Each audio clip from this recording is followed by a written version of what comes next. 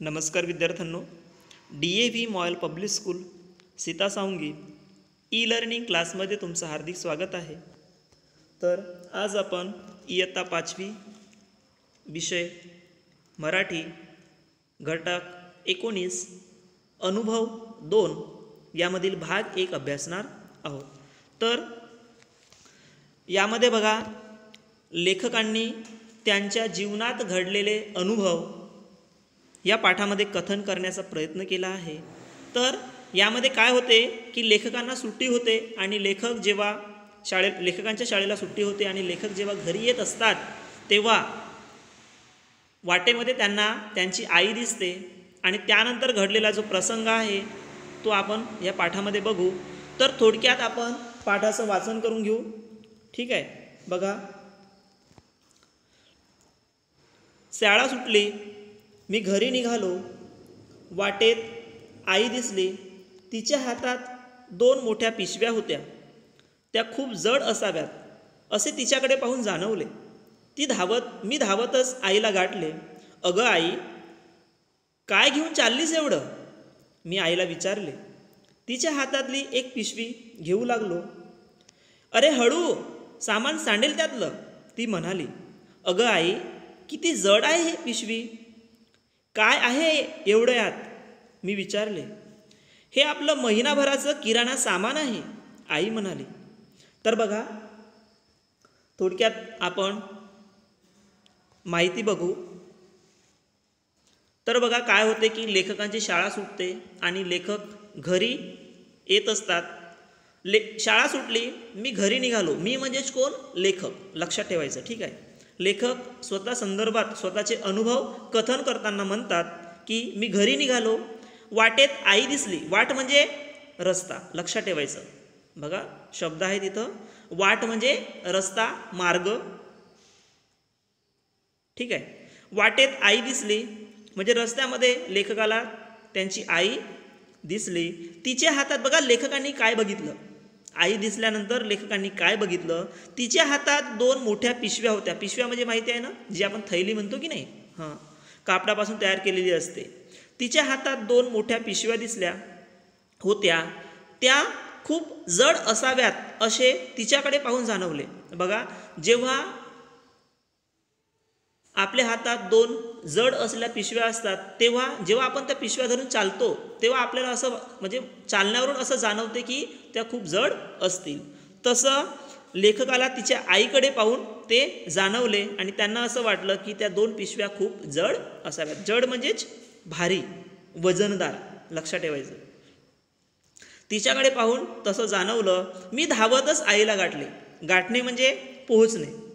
आणि लेखकांच्या पटकन लक्षात आलं की नाही, आईकडे खूप जास्त ओझं आहे आणि ते ओझं आपण काय करायला पाहिजे, थोडक्यात धरायला पाहिजे, घरापर्यंत न्यायला पाहिजे। म्हणून लेखक धावत धावत गेले आणि त्यांनी आईला गाठले, आईकडे पोहोचले।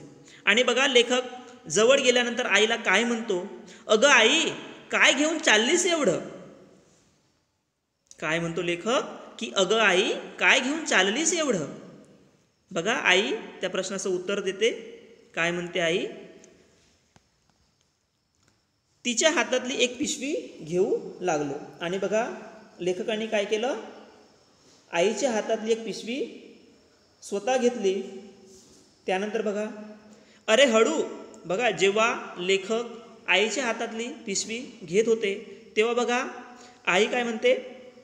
अरे हळू, सामान सांडेल त्यातलं, कारण पिशवी कशी होती? जड होती आणि लेखक त्यावेळी लहान होते, वयाने कसे होते? लहान होते आणि पिशवी जड असल्यामुळे आई काय म्हणते? अरे हळू, सामान सांडेल त्यातलं। तेव्हा ती म्हणाली, तेव्हा बघा लेखक म्हणतो, अगं आई, किती जड आहे पिशवी। लेखकांनी पिशवी हातात घेतल्यानंतर ती पिशवी लेखकांना खूप जड वाटली आणि त्यामुळे काय म्हणतात की अगं आई, ती पिशवी किती जड आहे, काय आहे यात एवढं, काय भरून ठेवलं यामध्ये, एवढी जड ही पिशवी वाटत आहे, ठीक आहे। तेव्हा लेखकांनी विचारलं आणि बघा तेव्हा आई म्हणाली, हे आपलं महिनाभराचं किराणा सामान आहे। काय आहे पिशवीमध्ये? हे आपलं महिनाभराचं किराणा सामान आहे असं आई म्हणाली. पिशवीमध्ये काय होते तुम्हाला प्रश्न विचारला जाऊ शकतो की पिशवीमध्ये काय होते. ठीक आहे, तर पिशवीमध्ये काय होते, महिनाभराचं किराणाचं जे सामान असते ते सामान होते. ठीक आहे, तर अशा पद्धतीने बघा आपण थोडक्यात पाठाचं वाचन केलं आणि अर्थ बघितलं. तर जड म्हणजे भारी किंवा वजनदार. लक्षात ठेवायचं, वाट म्हणजे रस्ता आणि गाठणे म्हणजे पोहोचणे. काही शब्द दिले आहेत, त्या शब्दांचं अर्थ तुम्ही व्यवस्थितपणे लक्षात ठेवायचं. तर आज एवढंच बघितलं आपण आणि त्यावर आधारित काही प्रश्न आहेत, प्रश्नोत्तरे आहेत, बघून घेऊ. प्रश्न क्रमांक 1, आईच्या दोन्ही हातात काय होत्या? आताच बघितलं आपण पाठामध्ये. आईच्या दोन्ही हातात 2 मोठ्या पिशव्या होत्या. प्रश्न क्रमांक 2, मुलाने आईला काय विचारले? उत्तर बघा, अगं आई, काय घेऊन चाललीस एवढं, असं मुलाने आईला विचारले. प्रश्न क्रमांक 3, आई काय आणायला गेली होती? प्रश्न क्रमांक 3 काय म्हणतो, आई काय आणायला गेली होती? उत्तर आहे, आई महिनाभराचं किराणा सामान आणायला गेली होती. तर समजलं.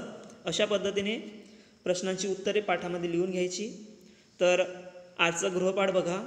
प्रश्न, आईला पाहताच मुलगा धावत का गेला? मुलगा म्हणजेच कोण? लेखक. समजलं. आईला पाहताच लेखक धावून का गेले, त्या संदर्भात तुम्हाला माहिती लिहायची आहे. त्या प्रश्नाचं उत्तर तुम्हाला लिहायचं आहे. आजसाठी एवढंच. पुढच्या भागामध्ये आपण पुढचा उरलेला जो पाठाचा भाग आहे तो अभ्यासून घेऊ. धन्यवाद.